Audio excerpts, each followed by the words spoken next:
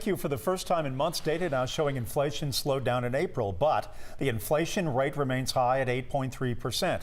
Meanwhile, Metro Atlanta's inflation rate is now one of the highest in America. That is according to new federal data that was released this morning. And many across Metro Atlanta are feeling it. 11 Alive's Doug Richards is live in Doraville with more on how it is impacting all. Well, Jeff, and it certainly starts at the fuel pump. The price of fuel is actually a smidge lower than it was a few weeks ago, but it's more than $1 higher than it was a year ago, and consumers are feeling it.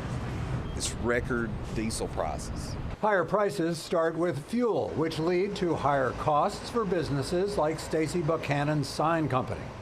Even the raw materials, the metals, the lamps, the wiring. And just like that, clothes, food, bills, lights, gas. It means higher prices for the rest of us. Inflation is really crazy right now. Atlanta's inflation rate is one of the country's highest, according to the Bureau of Labor Statistics. Its Consumer Price Index chart shows Atlanta at 10.8%, higher than New York, LA, Chicago, and Miami.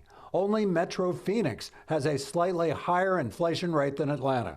And I think a lot of it has to do with the fact that we're very reliant on our automobiles for transportation. Economist Tom Smith says it's also because housing has skyrocketed in Metro Atlanta, an area that had been known for its affordability, drawing new residents from historically higher-priced cities. It's been an incredibly attractive place because the cost of living is so low. But what that means is that when things get pricier, the rate of inflation is quite high. $1,500 for a one-bedroom, that's kind of high for me. Dr. Smith points out that Atlanta is still a less costly place to live than some of those other cities, especially like New York and Los Angeles, which have historically had higher prices. But because Atlanta is drawing people from places like that, they're moving in, they're driving up demand, and now we are the second highest inflation city in America, according to the Bureau of Labor Statistics.